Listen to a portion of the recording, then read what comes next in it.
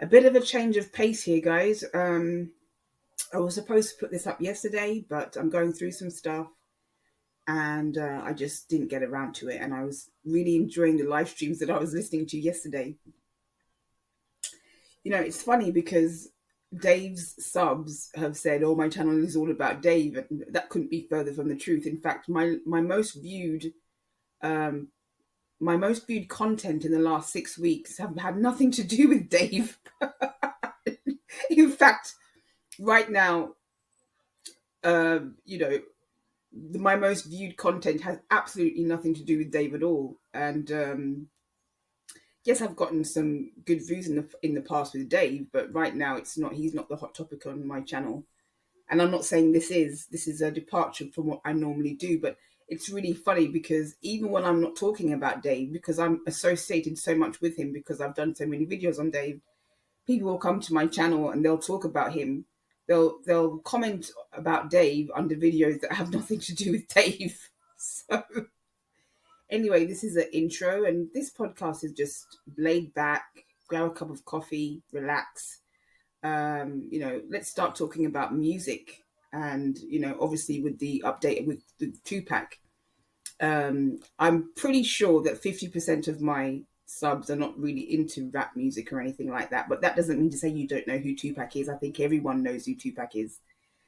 And the rap scene has changed so much since his day. I mean, for so long, people would say, who's the best rapper? It would be Biggie or Tupac.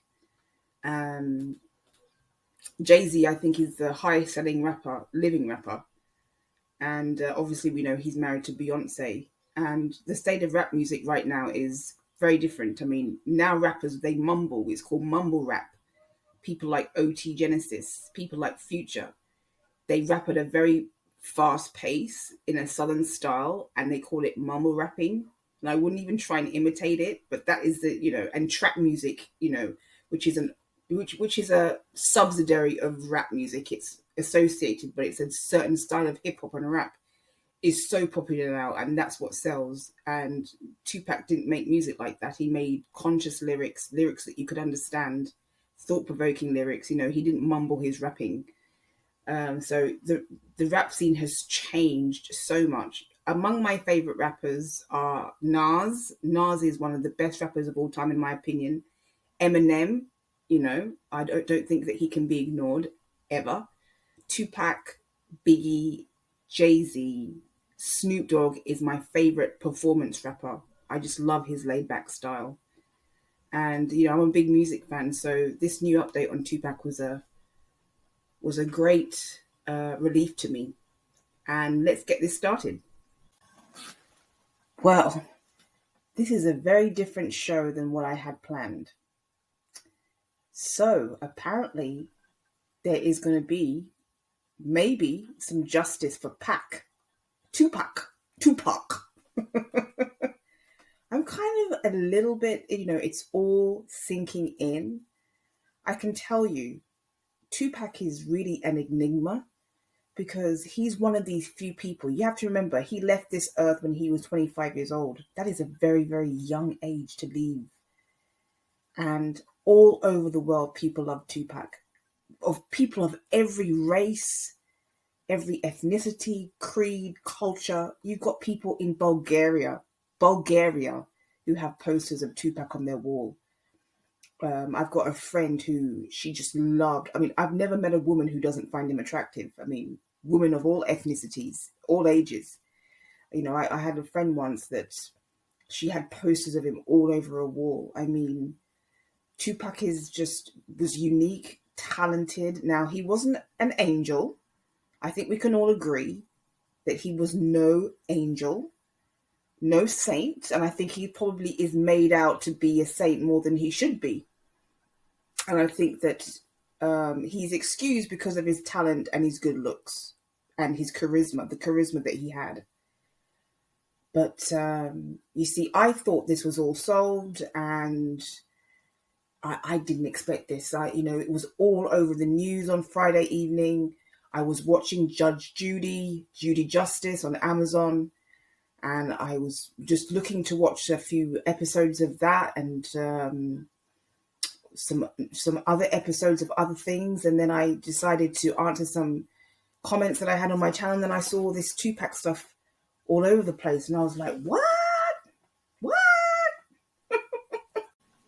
So this podcast is really just a relaxed Sunday podcast, and I'm not discussing any one thing in particular, but my focus is on the Tupac stuff. And I also want to discuss MORPHEW. She's been found. And, I remember when everybody was saying it was Barry, pointing fingers at Barry, her husband. And in almost every single case like this, I always think it's the husband until I find something, or until something exculpatory excludes the husband. In this case, and I've said things in the past, but I've seen a few things that make me believe that it's not Barry, that it's not her husband. And I think we need to give this case a chance to play out, see what happens, see what comes to light before we start pointing fingers. And like I said, I usually think it's the husband, and it may very well be him. I'm not saying it's not. But I think because of what I've seen and what I've been, what's been brought to my attention, I've seen something that points elsewhere, points away from him.